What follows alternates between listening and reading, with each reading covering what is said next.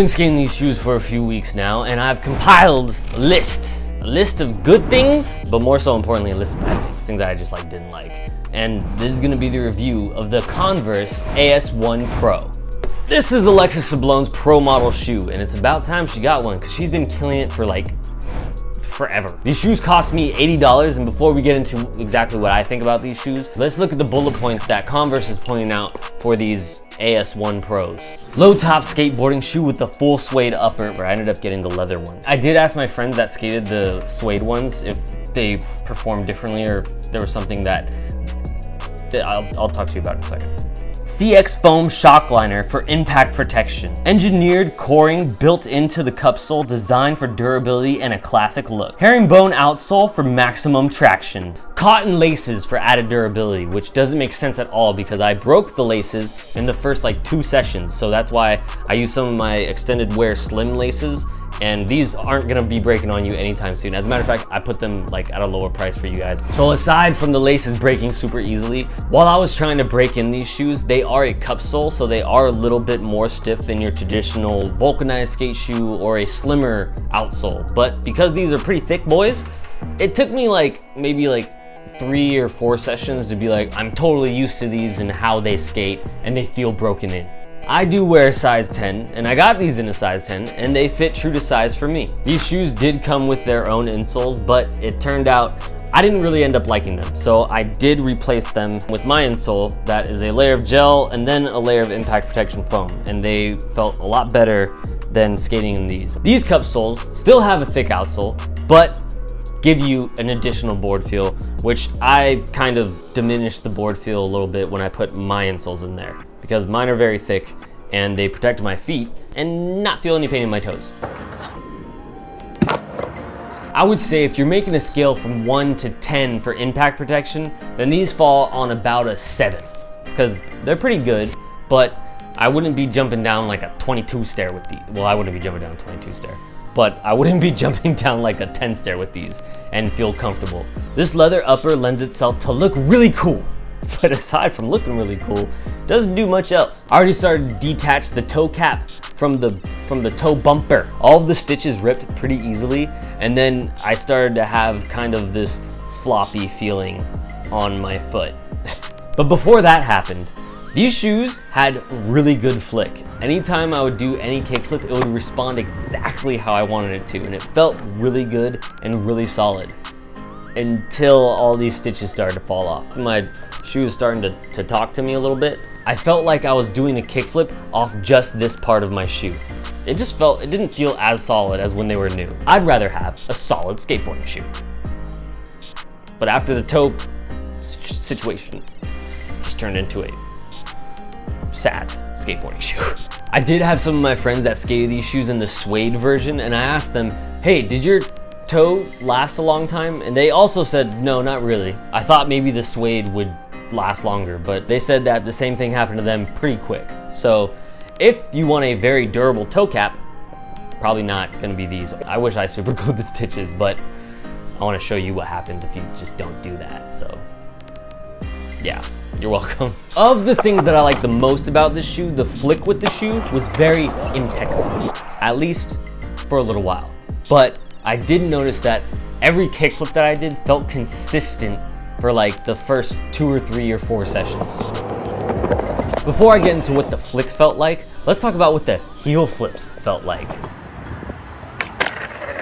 Every cup sole shoe that I skate usually has a good heel flip, and this one, it also had a really good heel flip, honestly. It felt really good still. I felt like my heel flips were consistently responding to exactly what I was doing. So if I did it bad, I kind of knew I did it bad, so I didn't really blame the shoe.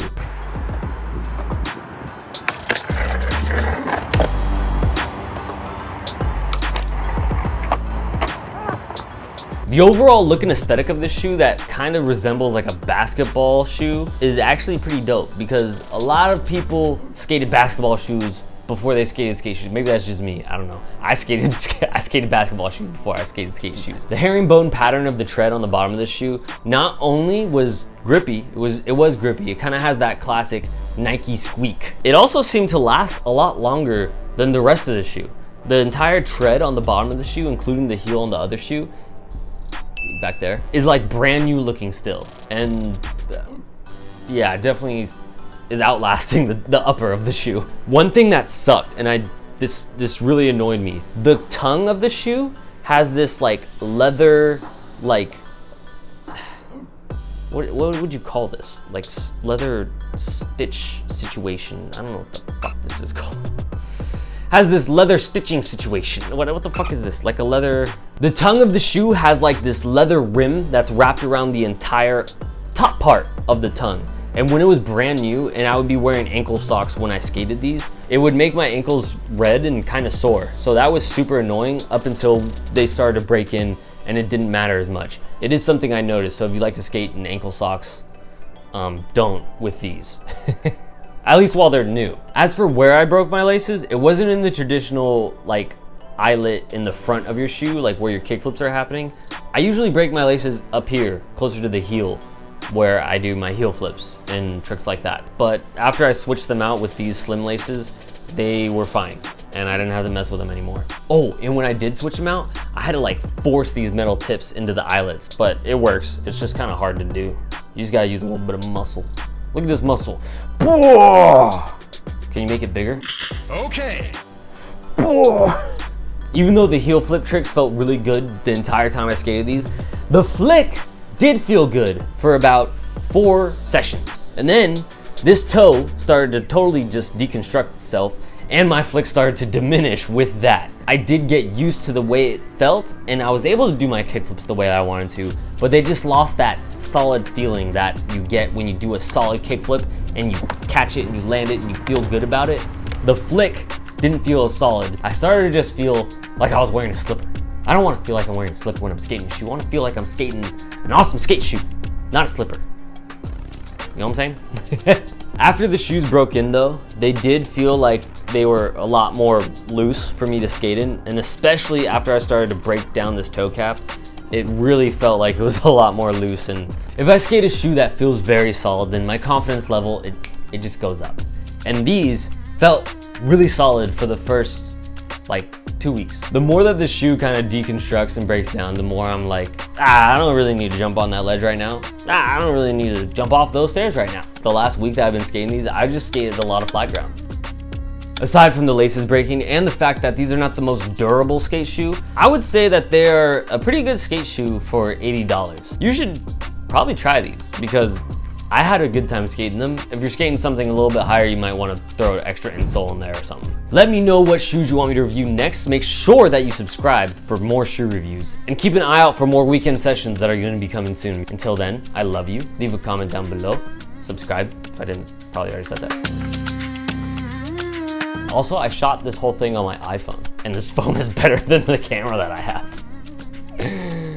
That's pretty cool. Okay, I love you. Bye.